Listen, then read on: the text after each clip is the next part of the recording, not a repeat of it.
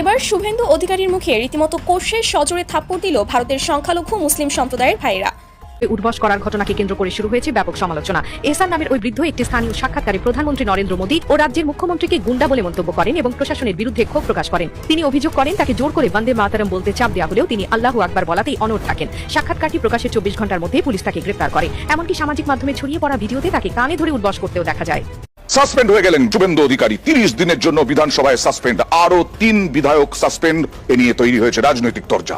লজ্জায় মুখ লুকানোর জায়গা খুঁজে পেল না শুভেন্দু অধিকারীর মতো বিজেপির বিতর্কিত হিন্দু মুসলিম বিভেদ সৃষ্টিকারী ভণ্ড নেতা। নরেন্দ্র মোদীর পালা যে হারে পুরো ভারত জুড়ে দুর্নীতি চলছে, তাতে এই আন্দোলন যে কোনো মুহূর্তে নরেন্দ্র মোদী সরকারের পতনের এক বিশাল গণ অভ্যুত্থানে রূপ নিতে পারে। আগামী কয়েক মাসের মধ্যেই হয়তো ভারতের রাজনৈতিক মানচিত্রে এক বিশাল এবং অভাবনীয় পরিবর্তন আসতে যাচ্ছে এবং জনতার রুদ্ধ রোষের মুখে মোদীকেও ক্ষমতা ছেড়ে পালাতে হতে পারে। শুভেন্দুর মা বরিশালের নাগরিক, বরিশালের মেয়ে। তাহলে আপনি যদি এই মা বাবা দাদা যদি বাংলাদেশি হওয়ার কারণে আপনি তাকে বাংলাদেশি বলে, সে জন্মগ্রহণ করেছে ভারতে কিন্তু বাংলাদেশি বলে আপনি তাকে পুশিং করে দিচ্ছেন যে সে বাংলাদেশি, তাহলে শুভেন্দুকে প্রথমে শুভেন্দুকে বাড়ি দিতে হবে, তার মাকে বাড়িতে তাকে বাড়ি দিতে হবে। বাংলাদেশ আজকে যে কাজ করেছে আপনারা শুনলে অবাক হবেন। মোদীর ভারতকে একদম ভরে দিয়েছে। বিগত 16 বছর যে কাজ করতে পারে নাই, বিএনপি সরকার সেটা করে দেখিয়েছে। বাংলাদেশে পলাশবাড়িতে এই রামের মূর্তি বানাচ্ছে, এটা গুড়িয়ে দাও, বুলডোজার মারে গুড়িয়ে দাও। এটা বাংলাদেশের সরকারের জায়গার মধ্যে করছে, এটা অবৈধ। গুড়িয়ে দেওয়া সরকারের জন্য ফরজ। সরকার না দিলে জনগণ দিবে, জনগণ দিবে। 5G স্পিড আসতেছে, মোবাইলে আপনারা ইন্টারনেট স্পিড বাড়াচ্ছেন, তো বিচারের স্পিড বাড়াইতে চান না কেন? বিচারের স্পিড বাড়াইতে চান না বলেই তো চোর ডাকাত খুনি ধর্ষণ বেড়ে যাচ্ছে। বিচারের স্পিড বাড়ান, মোবাইলের স্পিড কমান দরকার পড়লে। থেকে গাইমান্দার লং মার্চ করবো ইনশাআল্লাহ, এবং সেই রাম মন্দির ভেঙে গুড়িয়ে দেবো ইনশাআল্লাহ। কেউ আমাদের বাধা দিতে পারবে না। দেশ চালাতে ব্যর্থ সরকার, ক্ষমতা কেড়ে নিলেন ইউনূস। এখান থেকে 700 টাকার একটা কি জানি 700 কোটি টাকার লোন কে নিয়েছে, এটা কোনো একটা দলের নির্বাচনী ফান্ডে ফান্ডিং করা হয়েছে। আমি এটা পরিষ্কার জানতে চাই উনি জামাতকে এটার দ্বারা মিন করেছেন কিনা। যদি উনি মিন করে থাকেন, I am taking absolute challenge. তিনি এটা প্রমাণ করতে পারলে আমি তাকে একটা মেডেল দিব পার্সোনালি। দাঙ্গাবাজ তো শুভেন্দু অধিকারী, আরে দাঙ্গাবাজি কথা তো বলে দিলীপ ঘোষ, আর আমাদেরকে দাঙ্গাবাজ বলছেন। আমাদের আন্দোলন চলবে, এসআইআর বিরোধী আন্দোলন চলবে, ক্ষমতা থাকে অ্যারেস্ট করে দেখিয়ে দিন। আসসালামু আলাইকুম দর্শক, নতুন একটা নিউজে সবাইকে স্বাগত। ভিডিওর শুরুতে অনেকগুলো ভিডিওর অংশ বিশেষ আপনারা ইতিমধ্যে দেখেছেন, আর হ্যাঁ, দেখেই বুঝতে পেরেছেন যে আজকের ভিডিওটি কতটুকু গুরুত্বপূর্ণ এবং আকর্ষণীয় হতে চলেছে। বাংলাদেশের রাজনৈতিক প্রেক্ষাপট এবং সকল বিষয় নিয়ে আজকের ভিডিওটি তৈরি করা। একটু ধৈর্য সহকারে, একটু মনোযোগ সহকারে আজকের ভিডিওটি দেখতে হবে এবং শুনতে হবে, তাহলেই অনেক অনেক কিছু আপনারা আজকের এই ভিডিওর মাধ্যমে জানতে পারবেন। কথা বলার আমরা সরাসরি মূল নিউজে চলে যাব। তার আগে বলবো, যারা এখন পর্যন্ত আমাদের এই নাসির বার্তা ইউটিউব চ্যানেলটি সাবস্ক্রাইব করেননি, প্রতিনিয়ত এই ধরনের আপডেট গরম গরম খবর পেতে আমাদের এই নাসির বার্তা ইউটিউব চ্যানেলটি সাবস্ক্রাইব করুন। যারা করেছেন ধন্যবাদ। চলুন একটা লাইক দিয়ে মূল নিউজে চলে যাই। এবার শুভেন্দু অধিকারীর নিজ গ্রামের সাধারণ হিন্দুরাই ক্ষোভে শুভেন্দু অধিকারীর বাড়িতে লাঠি নিয়ে হামলা ভাঙচুর বিক্ষোভ করেছে। শুভেন্দু অধিকারীর বিরুদ্ধে নন্দীগ্রামের প্রতিটি মানুষ ক্ষোভে ফুঁসছে। সামনে পেলে পাছার ছাল তুলে নেবে বিক্ষুব্ধ গ্রামবাসী।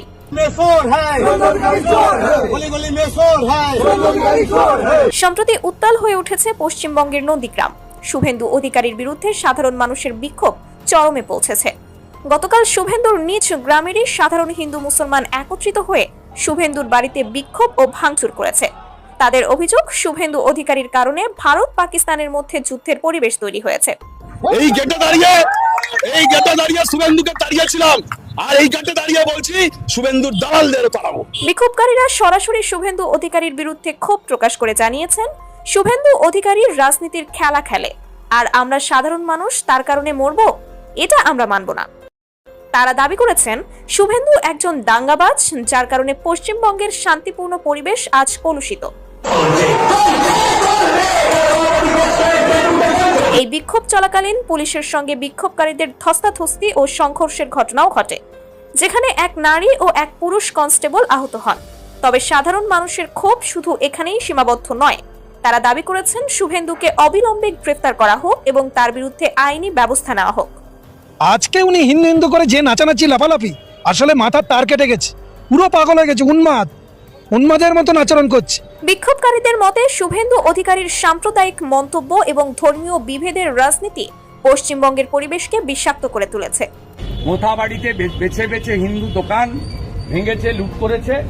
হিন্দু হওয়ার অপরাধে হরগোবিন্দ দাস, চন্দন দাসকে বাড়ি থেকে বের করে এনে হিন্দু বলে। লাস্ট কাশ্মীরে আমার 30-32 বছর রাজনীতি হয়ে গেল, কলেজ জীবন থেকে অদ্যাবধি। হিন্দু মুসলিম উস্কানি দিয়ে তিনি নিজের রাজনৈতিক স্বার্থ চরিতার্থ করছেন বলে অভিযোগ উঠেছে। আর এই কারণেই আজ পশ্চিমবঙ্গের মানুষ রাস্তায় নেমেছে। ধর্ম বর্ণ নির্বিশেষে সবাই একসঙ্গে প্রতিবাদ করছে।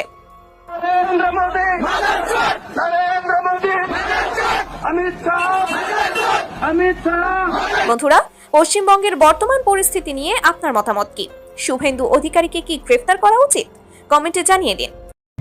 দর্শক, শ্রীলঙ্কার দাপুটের রাজাপাকসে পরিবারের পতন এবং বাংলাদেশের লৌহ মানবী খ্যাত শেখ হাসিনার অভাবনীয় দেশ ত্যাগের পর বিশ্ব রাজনীতির দাবার বোর্ডে এবার সবচেয়ে বড় এবং ভয়ঙ্কর ভূমিকম্পটি আঘাত এনেছে খোদ ভারতের নয়াদিল্লির বুকে। যে নরেন্দ্র মোদীর প্রশাসন নিজেদের দক্ষিণ এশিয়ার সবচেয়ে অপ্রতিরোধ্য, স্থিতিশীল এবং শক্তিশালী সরকার বলে দাবি করত, আজ তাদের সেই অহংকারের মসনদ চরমভাবে টলমল করছে। আর এই মহাবিস্ফোরণের নেপথ্যে কোনো শক্তিশালী বিরোধী দল, বিদেশি শত্রু বা সামরিক বাহিনী নেই, বরং রয়েছে ভারতের রাজপথে নেমে আসা কোটি কোটি বিক্ষুব্ধ তরুণ বা জেনজি প্রজন্ম।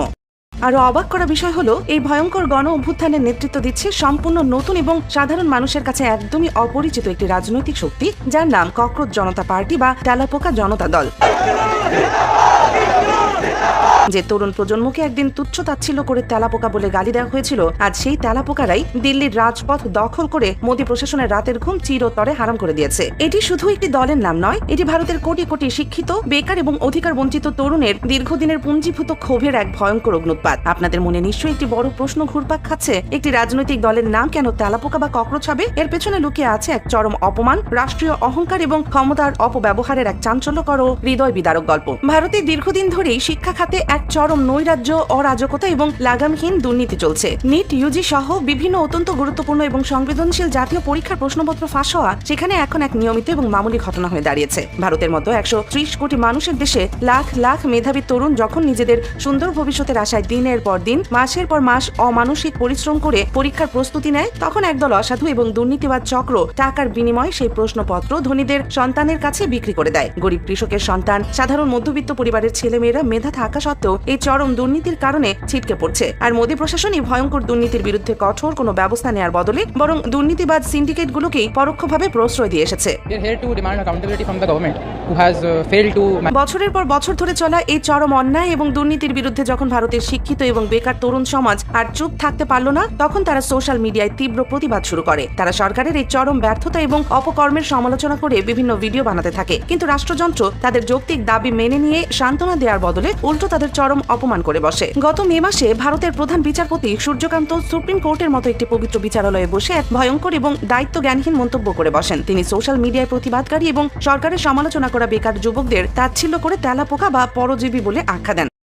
রাষ্ট্রের সর্বোচ্চ আইনি অভিভাবকের মুখ থেকে দেশের তরুণ প্রজন্মকে এমন নোংরা ভাষায় আক্রমণ করার ঘটনা ভারতের ইতিহাসে এক নজিরবিহীন কলঙ্ক। কিন্তু ক্ষমতার মোহে অন্ধ প্রশাসন ঘুণাক্ষরেও বুঝতে পারেনি যে এই চরম অপমানই হতে যাচ্ছে তাদের নিশ্চিত পতনের সবচেয়ে বড় টার্নিং পয়েন্ট। বিচারপতির সেই চরম অপমানজনক কথার করা জবাব দিতেই তার ঠিক পরের দিনই সোশ্যাল মিডিয়ায় স্ট্র্যাটেজিস্ট এবং তরুণ আইকন অভিজিৎ দীপকের হাত ধরে জন্ম নেয় এই ককরোচ জনতা পার্টি। তাদের বার্তা ছিল একদম পরিষ্কার এবং ভয়ঙ্কর: হ্যাঁ, আমরা তেলাপোকা, আর এই তেলাপোকারাই এবার আপনাদের অহংকারের ক্ষমতার মসনদ কুড়ে কুড়ে খাবে। মাত্র কয়েক সপ্তাহের মধ্যে তাদের সোশ্যাল মিডিয়া প্ল্যাটফর্মগুলোতে ফলোয়ার সংখ্যা মিলিয়ন মিলিয়ন ছাড়িয়ে যায়। ভারতের ক্ষমতাসীন দল বিজেপির যে দুধর্ষ আইটি সেল এত বছর ধরে পুরো ভারতের রাজনীতি নিয়ন্ত্রণ করত, আজ তারা সিজিপির তরুণদের গতির কাছে রীতিমতো ধরাশয়ী। এতদিন পর্যন্ত এই ককরোচ জনতা পার্টির পুরো কার্যক্রম ছিল কেবল অনলাইন ভিত্তিক, কিন্তু পরিস্থিতির চরম আকার ধারণ করে যখন তারা অনলাইনের গণ্ডি পেরিয়ে সরাসরি রাজপথে নেমে আসার মেগা ঘোষণা দেয়। নিট দুর্নীতি এবং শিক্ষামন্ত্রী ধর্মেন্দ্র প্রধানের তাৎক্ষণিক পদত্যাগের দাবিতে তারা সরাসরি নয়াদিল্লির প্রাণ কেন্দ্র যন্তর মন্তরে এক বিশাল বিক্ষোভ সমাবেশে ডাক দেয়। এই বিক্ষোভে সরাসরি নেতৃত্ব দেওয়ার জন্য দলের প্রতিষ্ঠাতা অভিজিৎ দীপক খোদ যুক্তরাষ্ট্র থেকে বিমানে করে দিল্লিতে এসে পৌঁছেছে। তিনি যখন দিল্লির ইন্দিরা গান্ধী আন্তর্জাতিক বিমানবন্দরে ল্যান্ড করেন, তখন সেখানে যে অভাবনীয় দৃশ্য তৈরি হয়েছিল তা ভারতের গোয়েন্দা সংস্থাগুলোকে চরম আতঙ্কের মধ্যে ফেলে দেয়। তাকে স্বাগত জানাতে বিমানবন্দরে ভিড় জমায় লক্ষ লক্ষ তরুণদের এই গগন বিদারী স্লোগান আর উন্মাদনা দেখে মোদী প্রশাসন খুব ভালোভাবেই বুঝতে পেরেছিল এটা হলো ভারতের বুকে এক আসন্ন এবং অপ্রতিরোধ্য বিরোধ গণ অভ্যুত্থানের অশনি সংকেত। এই জেনজির বিক্ষোভকে মোদী প্রশাসন এতটাই ভয় পেয়েছে যে পুরো নয়া দিল্লি শহরটিকে এখন একটি অঘোষিত সামরিক দুর্গে পরিণত করা হয়েছে। যে কোনো ধরনের পরিস্থিতি এড়াতে দিল্লি পুলিশ প্রকাশ্যে মাত্র 2000 পুলিশ মোতায়েন করার কথা বললেও বিশ্ব গোয়েন্দা সূত্র মতে সিভিল ড্রেস বা সাদা পোশাকে পুরো দিল্লি জুড়ে কয়েক লক্ষ পুলিশ, র্যাব, অসামরিক বাহিনী এবং সেনাবাহিনীর সদস্যদের অত্যন্ত গোপনে মোতায়েন করা হয়েছে। প্রধানমন্ত্রী নরেন্দ্র মোদী, স্বরাষ্ট্রমন্ত্রী অমিত শাহ এবং শিক্ষামন্ত্রী ধর্মেন্দ্র প্রধানের বাসভবনের চারপাশ নিরাপত্তার নিশ্ছিদ্র চাদরে ঢেকে ফেলা হয়েছে। এমনকি এই বিক্ষোভ ঠেকাতে ভারতের আদালতে জনস্বার্থে একটি মামলাও দায়ের করা হয়েছিল, কিন্তু দিল্লির হাইকোর্ট যখন জরুরি ভিত্তিতে সেই মামলার শুনানি করতে অস্বীকৃতি জানালো, তখন মোদী প্রশাসনের ভয় আরও বহু গুণে বেড়ে যায়। এরই মাঝে শুরু হয়েছে ভারতের সবচেয়ে বিতর্কিত এবং ঘৃণ্য একটি অধ্যায়, গদি মিডিয়ার নগ্ন প্রোপাগান্ডা। এই মিডিয়ার প্রধান কাজই হলো সত্যকে গোপন করে মিথ্যাকে চরম সত্য হিসেবে সাধারণ মানুষের মগজে ঢুকিয়ে দেয়া। যখন বিহার রাজ্যে একের পর 1 কোটি টাকার ব্রিজ তাসের ঘরের মতো ধসে পড়ছে, ভারতের লাখ লাখ গরিব মানুষ না খেয়ে মারা যাচ্ছে, মণিপুরে জাতিগত দাঙ্গায় দাও দাও করে আগুন জ্বলছে, তখন এই গদি মিডিয়াগুলো সম্পূর্ণ নীরব দর্শকের ভূমিকা পালন করে। আর যখন সারা দেশে প্রশ্ন ফাঁস নিয়ে লাখ লাখ শিক্ষার্থী রাস্তায় নামার প্রস্তুতি নিচ্ছে, তখন নরেন্দ্র মোদী ইতালি সফরে গিয়ে ইতালির প্রধানমন্ত্রী জর্জিয়া মেলোনিকে মেলোডি চকলেট উপহার দিতে ব্যস্ত। এই গদি মিডিয়াগুলো শিক্ষার্থীদের আর্তনাদ প্রচার না করে ঘন্টার পর ঘন্টা প্রাইম টাইমে নিউজ করেছে মোদী কেন মেলোডি চকলেট গিফট করলেন, এর স্বাদ কেমন, মেলোনি এই চকলেট পেয়ে কেমন হাসলেন, এসব আবর্জনা দিয়ে তারা মানুষের ব্রেন ওয়াশ করছে। কিন্তু আজ যখন কোটি কোটি তরুণ এই গদি মিডিয়ার তোয়াক্কা না করে জেনজি আন্দোলনের ডাক দিয়ে রাজপথে নেমেছে, তখন এই মিডিয়াগুলো নিজেদের অস্তিত্ব বাঁচাতে নতুন এক হাস্যকর ষড়যন্ত্র তত্ত্ব প্রকাশ করা শুরু করেছে। তারা দাবি করছে ভারতের এই জেনজি আন্দোলনের পেছনে নাকি মার্কিন যুক্তরাষ্ট্র এবং নোবেল জয়ী ডক্টর মোহাম্মদ ইউনুসের সরাসরি ইন্ধন এবং মাস্টার প্ল্যান রয়েছে। ঠিক যেভাবে তারা বাংলাদেশ, নেপাল এবং শ্রীলঙ্কার ছাত্র অভ্যুত্থানের নেপথ্যে আমেরিকার গোপন হাত খুঁজেছিল। আসল সত্য হলো ভারতের এই গদি মিডিয়া এখন চরম আতঙ্কে ভুগছে। তারা খুব ভালো করে বুঝতে পারছে যে তরুণদের এই আন্দোলন সফল হয়ে মোদীর পতন ঘটলে তাদের অবৈধ আয়ের পথ এবং যুগের পর যুগ ধরে চলা এই চাটুরিকতার রাজনীতি চিরতরে বন্ধ হয়ে যাবে। ইতিহাস সাক্ষী, তরুণেরা যখন একবার নিজেদের অধিকার আদায়ের জন্য রাজপথে নামে, তখন পৃথিবীর কোনো স্বৈরাচারী শক্তি তাদের দামিয়ে রাখতে পারে না। শ্রীলঙ্কার রাজা পাকসে থেকে শুরু করে বাংলাদেশের শেখ হাসিনা জেনজিদের এই রোষানলে পড়ে কেউই গদি বাঁচাতে পারেনি। এবার কি তবে ভারতে নরেন্দ্র মোদীর পালা? যে হারে পুরো ভারত জুড়ে দুর্নীতি চলছে, তাতে এই আন্দোলন যে কোনো মুহূর্তে নরেন্দ্র মোদী সরকারের পতনের এক বিশাল গণ অভ্যুত্থানে রূপ নিতে পারে। আগামী কয়েক মাসের মধ্যেই হয়তো ভারতের রাজনৈতিক মানচিত্রে এক বিশাল এবং অভাবনীয় পরিবর্তন আসতে যাচ্ছে এবং জনতার রুদ্ধ রোষের মুখে মোদীকেও ক্ষমতা ছেড়ে পালাতে হতে পারে। আধুনিক প্রাণঘাতী অস্ত্র আর চোখে মুখে চরম দম্ভ। দীর্ঘদিন ধরে বাংলাদেশ ভারত সীমান্তে বিএসএফ বা ভারতীয় সীমান্ত রক্ষী বাহিনীর এটাই ছিল চিরচেনা রূপ, কিন্তু আজ সেই চেনা ছক সম্পূর্ণ উল্টে গেছে। অত্যাধুনিক অস্ত্রে সজ্জিত বিএসএফ জওয়ানদের দিকে আজ কোনো সামরিক বাহিনী নয়, বরং সাধারণ বাঁশের লাঠি সোটা হাতে তেড়ে গেছে বাংলাদেশের সাধারণ এবং নিরস্ত্র গ্রামবাসীরা। সাধারণ মানুষের এই ভয়ঙ্কর রুদ্ধরোষ এবং ধাওয়া খেয়ে পিছু হটতে বাধ্য হয়েছে ভারতের দম্ভকারী সীমান্ত রক্ষী বাহিনী। বর্ডার গার্ড বাংলাদেশ, বিজিবি এবং সীমান্তবর্তী সাধারণ মানুষের বজ্রকঠিন প্রতিরোধের মুখে বিএসএফ এর ভয়ঙ্কর পুশিন বা অবৈধ অনুপ্রবেশের মেগা অপচেষ্টা চরমভাবে ব্যর্থ হয়েছে। আজকের এই মেগা ডকুমেন্টারিতে আমরা আপনাদের জানাবো লালমনিরহাটের পাটগ্রাম সীমান্তে ঠিক কি ঘটেছিল, কেন নিরস্ত্র গ্রামবাসীরা জীবনের মায়া ত্যাগ করে সশস্ত্র বিএসএফ কে ধাওয়া করেছিল এবং গত 24 ঘন্টায় দেশের বিভিন্ন সীমান্তে বিএসএফ এর চালানো মোট 8টি পুশিন চেষ্টার নেপথ্যে নয়া দিল্লির আসল ভূ রাজনৈতিক ব্লুপ্রিন্ট আসলে কি। ঘটনার সূত্রপাত হয় শনিবার বিকেলে লালমনিরহাট জেলার পাটগ্রাম উপজেলার শ্রীরামপুর ইউনিয়নের আজিজপুর সীমান্ত এলাকায়। স্থানীয় প্রত্যক্ষদর্শীদের ভাষ্য অনুযায়ী ভারতের দাউকিমারি ক্যাম্পের বিএসএফ সদস্যরা দিনের আলোতে অত্যন্ত সুকৌশলে কাঁটাতারের গেট খুলে দেয়। এরপর তারা প্রায় 35 বছর বয়সী এক মানসিক ভারসাম্যহীন ব্যক্তিকে জোরপূর্বক বাংলাদেশের ভূখণ্ডে প্রবেশ করিয়ে দেয়। বিএসএফ মূলত একজন অসহায় মানুষকে তাদের নোংরা ভূ রাজনৈতিক খেলার ঢাল হিসেবে ব্যবহার করেছিল। বিষয়টি নজরে আসতেই স্থানীয় গ্রামবাসীরা দ্রুত 61 বিজিবি ব্যাটালিয়নকে খবর দেয়। খবর পাওয়া মাত্রই বিজিবির টহল দল ঘটনাস্থলে পৌঁছে ওই ব্যক্তিকে একই পথ দিয়ে পুনরায় ভারতের শূন্য রেখার দিকে ফিরিয়ে দেয়। কিন্তু আসল উত্তেজনার পারদ চরমেই ওঠে ঠিক এরপরেই। বিজিবি ব্যক্তিটিকে ফেরত পাঠানোর পর বিএসএফ তাদের দম্ভের বশবর্তী হয়ে আবারও তাকে জোরপূর্বক বাংলাদেশের দিকে ঠেলে দেওয়ার চেষ্টা করে। বিএসএফ এর এই চরম ধৃষ্টতা দেখে স্থানীয় বাংলাদেশিদের মধ্যে তীব্র ক্ষোভের বিস্ফোরণ ঘটে। যে সাধারণ গ্রামবাসীরা এতদিন বিএসএফ এর বন্দুকের নলের ভয়ে তটস্থ থাকতো, আজ তারা নিজেদের মাতৃভূমির মর্যাদা রক্ষায় জীবনের মায়া তুচ্ছ করে রুখে দাঁড়ায়। এলাকার শত শত মানুষের মুহূর্তের মধ্যে লাঠি সোটা ও বাঁশ হাতে সীমান্ত এলাকায় জড়ো হতে শুরু করে। এক পর্যায়ে সাধারণ জনতার এই ক্ষোভ এতটাই ভয়ঙ্কর রূপ নেয় যে তারা লাঠি সোটা হাতে সরাসরি কাঁটাতারের দিকে বিএসএফ সদস্যদের লক্ষ্য করে ধাওয়া দেয়। সাধারণ মানুষের এই ভয়ঙ্কর রুদ্র মূর্তি দেখে বিএসএফ জওয়ানরা রীতিমতো হতভম্ব হয়ে যায় এবং পিছু হটতে বাধ্য হয়। যে কোনো মুহূর্তে পরিস্থিতি রক্তক্ষয়ী সংঘর্ষের রূপ নিতে পারত, কিন্তু বিজিবির সদস্যরা অত্যন্ত পেশাদারিত্বের সাথে সাধারণ জনতাকে শান্ত করেন এবং সীমান্তে নিজেদের পূর্ণ নিয়ন্ত্রণ প্রতিষ্ঠা করেন। বিজিবি স্পষ্টভাবে জানিয়ে দেয় যে দেশের 1 ইঞ্চি মাটিতেও কাউকে অবৈধভাবে প্রবেশ করতে দেওয়া হবে না। বিজিবির এই কঠোর অবস্থানের কারণে বিএসএফ শেষ পর্যন্ত পিছু হটে এবং ওই ব্যক্তিকে ভারতের ভেতরের শূন্য রেখা থেকে বেশ কিছু দূরে সরিয়ে নিতে বাধ্য হয়। কিন্তু দর্শক, শুধু লালমনিরহাটের পাট গ্রামেই নয়, বিএসএফ এর এই পুশিনের ভয়ঙ্কর ব্লুপ্রিন্ট গত 24 ঘন্টায় ছড়িয়ে পড়েছিল পুরো বাংলাদেশ ভারত সীমান্ত জুড়ে। এটি কোনো বিচ্ছিন্ন ঘটনা ছিল না, বরং এটি ছিল নয়া দিল্লির এক সুপরিকল্পিত এবং সমন্বিত আগ্রাসন। প্রাপ্ত তথ্য অনুযায়ী গত 24 ঘন্টায় দেশের বিভিন্ন সীমান্তে বিএসএফ এর মাধ্যমে পরিচালিত মোট 8টি পৃথক পুশিন প্রচেষ্টা অত্যন্ত কঠোরভাবে প্রতিহত করেছে বিজিবি। ঝিনাইদহের মহেশপুর সীমান্তে 3 জন ব্যক্তি ভারত থেকে রাতের অন্ধকারে বাংলাদেশে প্রবেশের চেষ্টা করলে বিজিবির কঠোর বাধার মুখে তারা ভারতে ফিরে যেতে বাধ্য হয়। অন্যদিকে নওগাঁর কুমোরডাঙ্গা সীমান্তে বিএসএফ এর পাহারায় 17 জনের একটি বড় দলকে বাংলাদেশে প্রবেশ করানোর মেগা পুশিন মিশনও চরমভাবে ব্যর্থ করে দেয় বিজিবি। একই সময় লালমনিরহাট এবং তিস্তা ব্যাটালিয়নের আওতাধীন বিভিন্ন সীমান্তেও একাধিকবার পুশিনের প্রচেষ্টা রুখে দেওয়া হয়। সবচেয়ে চাঞ্চল্যকর ঘটনাটি ঘটে পঞ্চগড়ের বড়বাড়ি প্রধান পাড়া সীমান্তে। সেখানে বিএসএফ অত্যন্ত সুকৌশলে 10 জন ব্যক্তিকে কাঁটাতারের বেড়া পার করে বাংলাদেশের ভূখণ্ডের দিকে ঠেলে দেওয়ার চেষ্টা করে। এই ঘটনার পর সীমান্তে চরম উত্তেজনা ছড়িয়ে পড়লে বিজিবি এবং বিএসএফ এর মধ্যে জরুরি পতাকা বৈঠক বা ফ্ল্যাগ মিটিং অনুষ্ঠিত হয়। বৈঠকে বিএসএফ গায়ের জোরে দাবি করতে থাকে যে ওই 10 জন ব্যক্তি বাংলাদেশি নাগরিক, কিন্তু বিজিবির কড়া চ্যালেঞ্জের মুখে বিএসএফ তাদের বাংলাদেশি নাগরিক হিসেবে প্রমাণ করার মতো বৈধ কাগজপত্র বা গ্রহণযোগ্য প্রমাণ উপস্থাপন করতে চরমভাবে ব্যর্থ হয়। ফলে বিজিবি তাদের বাংলাদেশে প্রবেশ করতে দেয়নি এবং বিএসএফ তাদের পুনরায় ভারতে ফিরিয়ে নিতে বাধ্য হয়। দর্শক, একটু গভীরভাবে ভূ রাজনৈতিক দৃষ্টিকোণ থেকে এই ঘটনাগুলো বিশ্লেষণ করলে একটি ভয়ঙ্কর সমীকরণ সামনে চলে আসে। কেন হঠাৎ করে ভারত পুরো সীমান্ত জুড়ে একই দিনে এতগুলো পুশিনের প্রচেষ্টা চালালো? আন্তর্জাতিক সীমান্ত ব্যবস্থাপনা এবং দুই দেশের বিদ্যমান সমঝোতা অনুযায়ী কোনো দেশের নাগরিক যদি অবৈধভাবে সীমান্ত পার হয় তবে তাকে আইনি প্রক্রিয়ার মাধ্যমে হস্তান্তর করতে হয়। কিন্তু বিএসএফ সেই আইনি পথে না হেঁটে গায়ের জোরে কাঁটাতারের গেট খুলে দিয়ে জোরপূর্বক মানুষদের বাংলাদেশে ঠেলে দিচ্ছে। বিশ্লেষকরা মনে করছেন এটি মূলত বদলে যাওয়া বাংলাদেশের নতুন প্রশাসন এবং সীমান্তরক্ষী বাহিনী বিজিবিকে মনস্তাত্ত্বিকভাবে চাপে ফেলার এক সুগভীর ভারতীয় কূটচাল। ভারত পরীক্ষা করে দেখতে চাইছে যে বাংলাদেশের বর্তমান সীমান্ত প্রতিরক্ষা ব্যবস্থা কতটা মজবুত এবং সাধারণ মানুষের মধ্যে প্রতিরোধ করার মানসিকতা কেমন। কিন্তু পাটগ্রামের সাধারণ মানুষের লাঠি হাতে ধাওয়া এবং বিজিবির জিরো টলারেন্স নীতি ভারতকে অত্যন্ত কড়া এবং স্পষ্ট বার্তা দিয়ে দিয়েছে।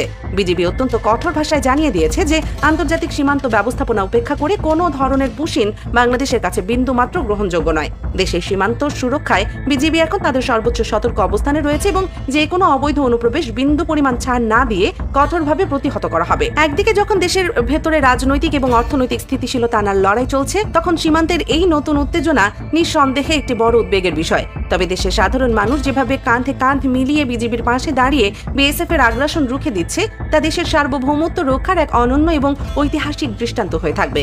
ভারত যদি তাদের এই নোংরা পুশিন নীতি এবং মানসিক চাপ প্রয়োগের খেলা বন্ধ না করে, তবে আগামী দিনে বাংলাদেশ ভারত সীমান্তে আরো বড় ধরনের রুদ্ধশ্বাস পরিস্থিতির সৃষ্টি হতে পারে। দর্শক, সীমান্তে বিএসএফ এর এই পরিকল্পিত পুশিন অপচেষ্টা এবং এর বিপরীতে সাধারণ মানুষের লাঠি হাতে রুখে দাঁড়ানোর এই অভূতপূর্ব সাহসকে আপনি কিভাবে দেখছেন? এটিকে কেবলই ভারতের সাধারণ অনুপ্রবেশের চেষ্টা, নাকি এর পেছনে লুকিয়ে আছে বাংলাদেশকে অস্থিতিশীল করার কোনো সুগভীর আন্তর্জাতিক ষড়যন্ত্র? আপনারা সবাই জানেন যে তুরস্কের পররাষ্ট্রমন্ত্রী হাকান ফিদান, যিনি তুরস্কের যে গোয়েন্দা সংস্থা MIT তার সাবেক প্রধান, তিনি 2 দিনের সফরে বাংলাদেশে এসেছেন এবং বিমানবন্দরে তাকে গ্রহণ করার জন্য, তাকে রিসিভ করার জন্য উপস্থিত ছিলেন পররাষ্ট্রমন্ত্রী খলিলুর রহমান, তারপরে পররাষ্ট্র প্রতিমন্ত্রী শ্যামা ওবায়েদ এবং প্রধানমন্ত্রীর পররাষ্ট্র বিষয়ক উপদেষ্টা হুমায়ুন কবির। এবং তাকে যেই সম্মানের সহিত বিমানবন্দরে গ্রহণ করা হলো এবং তারপরের দিন এনসিপি নেতা দেখা করলো, জামাতের আমির আজকে সন্ধ্যায় বৈঠক করলেন এবং চরম ফলপ্রসূ আলাপ আলোচনা হচ্ছে। বিশেষ করে প্রতিরক্ষা ক্ষেত্রে একটা ব্যাপক আলোচনা হচ্ছে, ব্যাপক চুক্তি হচ্ছে। তুরস্ক বাংলাদেশকে যত সব আধুনিক সমরাস্ত্র আছে এগুলো বাংলাদেশকে দিতে চায় এবং বাংলাদেশ যাতে সামরিক দিক দিয়ে শক্তিশালী হয় এ ব্যাপারে তুরস্ক কাজ করতে চায়। তুরস্কের সঙ্গে বাংলাদেশের 1.3 বিলিয়ন ডলারের ব্যবসা বাণিজ্য আছে, এটাকে 2 বিলিয়ন ডলারের উন্নতি করতে চায় এবং তুরস্ক নারায়ণগঞ্জে একটি সামরিক ড্রোন কারখানা স্থাপন করতে চায়। এই ড্রোন কারখানায় তুরস্ক বাংলাদেশের সস্তা শ্রমিক কাজে লাগিয়ে কম খরচ উৎপাদন করতে পারবে এবং সেখান থেকে বাংলাদেশও ড্রোনের একটা অংশ পাবে। এভাবে এই সামরিক ড্রোনে বাংলাদেশ স্বয়ংসম্পূর্ণ হবে। হ্যাঁ, এছাড়াও বিভিন্ন সাংস্কৃতিক, সামাজিক আরো বিভিন্ন চুক্তি মুক্তি হবে। তারপরে বাংলাদেশ সরকার তুরস্কের পররাষ্ট্রমন্ত্রীকে বলেছে যে আপনারা আমাদের স্টুডেন্টদেরকে আরো বেশি বেশি করে বৃত্তি দেন, যাতে তারা স্কলারশিপ তারা বিনা খরচে তুরস্কের বিভিন্ন বড় বড় বিশ্ববিদ্যালয়ে পড়াশোনা করার সুযোগ পায়। নিঃসন্দেহে এগুলো ভালো বিষয়। একটা কথা ভুলে যাবো, সেটা হচ্ছে যে আমরা যারা অনেক কষ্ট করে কন্টেন্ট ক্রিয়েট করি, বাংলাদেশে যে ভাইরা আছে অনেক কষ্ট করে ফেসবুকে, ইউটিউবে ভিডিও বানান এবং সরকার বলেছিল যে 7.5% ট্যাক্স কাটবে, পরে এটা প্রধানমন্ত্রী তারেক রহমান প্রত্যাহার করে নিয়েছেন, কিন্তু ডাচ বাংলা ব্যাংক এখনো কেটে চলেছে। এই ডাচ বাংলা ব্যাংক কন্টেন্ট ক্রিয়েটরদের টাকা থেকে 7.5% টাকা ট্যাক্স কেটে নিচ্ছে। এটা কিন্তু প্রধানমন্ত্রীকে হস্তক্ষেপ করতে হবে, কারণ এত কষ্ট করে ভিডিও বানায়, আমি জানি ভিডিও আনতে কত কষ্ট, এতে কয় টাকা এই হয়, তাই না? এর উপরে যদি সরকার এই 7.5% ভাগ বসায়, এটাও তো এক ধরনের রেমিটেন্স। গরিবের পেটে লাথি মারেন না সরকার। তো যাই হোক, এই যে তুরস্কের পররাষ্ট্রমন্ত্রী আসলো এবং যে বিরল সম্মানে ভূষিত হলো, এটার কিন্তু প্রয়োজন ছিল। এবং কষ্ট লাগে কি, বিএনপির কিছু ছাত্রী অ্যাক্টিভিস্ট আছে না, আপনারা হয়তো বলবেন যে ভাই ছাত্রী বলেন কেন? ছাত্রী বলি এই কারণে যে বিএনপির ছাত্রী অ্যাক্টিভিস্ট গুলা, এদেরকে কিন্তু বিএনপি গনেও না।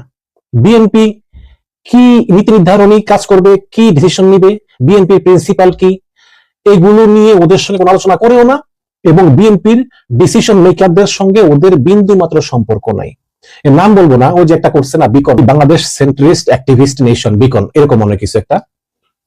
তো ওরা আবার ওই যে আওয়ামী লীগের আমলে সিআরআই ছিল না, ওই সিআরআই এর আদলে এই বিকন করছে। সিআরআই যেমন আওয়ামী লীগের পক্ষে গুণগান করত, প্রোপাগান্ডা চালাইতো, তারপরে আওয়ামী লীগের পক্ষে ভুয়া নিউজ ছড়াইতো, এই বিকন সেটা করতে চায়। এখন সিআরআই এর তো একটা ফান্ড ছিল, আওয়ামী লীগ থেকে ফান্ড পেত, অফিসও পাইছে, ওই যে বঙ্গবন্ধুর যে বাড়ি ধানমন্ডি 32 ছয়তলা বিল্ডিং আছে, ওইখানে অফিস ছিল।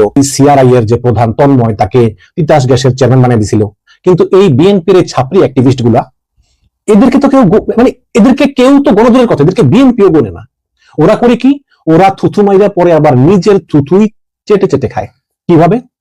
যেমন দেখেন, এই যে বললো খলিলুর রহমান তিনি নাকি এই দেশের শত্রু, তিনি আমেরিকার দালাল, তিনি পাকিস্তানের দালাল, খলিলুর রহমান দেশের শত্রু, জাতির শত্রু, সমাজের শত্রু, খলিলুর রহমানকে উপদেষ্টা পদ থেকে বাদ দিতে হবে, তো কথা। সেই খলিলুর রহমানকে এখন যখন তারেক রহমান করলো, তখন সেই ছাত্রী অ্যাক্টিভিস্ট গুলো আবার খলিলুর রহমানের প্রশংসা শুরু করলো। শুধু কি তাই, এই প্রশংসা কন্টিনিউ চলতেই আছে। যেমন ওই যে গত পরশুদিন জাতিসংঘের সাধারণ পরিষদের 81তম অধিবেশনের সভাপতি নির্বাচিত হলো, সব ছাত্রী অ্যাক্টিভিস্ট গুলো গণহারে প্রশংসা শুরু করলো, যারা এই কয়েক মাস আগেই খলিলুর রহমানকে একদম এমন অকথ্য বাজে ভাষায় গালিগালাজ করতো, এখন একদম 360 ডিগ্রি ঘুরে গেল। তার মানে নিজের থুতু নিজে চেটে খেলো। আবার দেখলাম আজকে যখন এই তুরস্কের পররাষ্ট্রমন্ত্রী আসলো বাংলাদেশে, তখন সবাই প্রশংসা, তুরস্কের পররাষ্ট্রমন্ত্রী আসছে, তারপরে খলিলুর রহমান সাহেব গেছে, শামা ওবায়দ গেছে, হুমায়ুন কবির গেছে, রিসিভ করছে, ভালো আলোচনা হয়েছে, অনেক চুক্তি হবে, আগামীকালকে প্রধানমন্ত্রী তারেক রহমানের সঙ্গে দেখা করবেন, আজকে রোহিঙ্গা ক্যাম্পে গেছেন, অনেক প্রশংসা। অথচ এই ছাত্রী অ্যাক্টিভিস্ট গুলো তারা কি বলে না নির্বাচন লাগে যে তুরস্ক। দর্শক, আশা করি পুরো ভিডিওটি দেখেছেন। এবার অবশ্যই আপনাদের মূল্যবান মতামত জানিয়ে দিন, পারলে ভিডিওটি শেয়ার করে সবাই দেখার সুযোগ করে দিন। আর আমাদের এই চ্যানেলে যদি আপনারা নতুন হন, প্রতিনিয়ত এই ধরনের আপডেট, গরম খবর পেতে আমাদের চ্যানেলটি সাবস্ক্রাইব করুন। যারা ইতিমধ্যে সাবস্ক্রাইব করেছেন তাদের ধন্যবাদ জানিয়ে আজকের মতো এখানে বিদায় নিচ্ছি। দেখা হচ্ছে নতুন কোনো ভিডিওতে। সে পর্যন্ত সবাই ভালো থাকবেন, সুস্থ থাকবেন। আল্লাহ হাফেজ।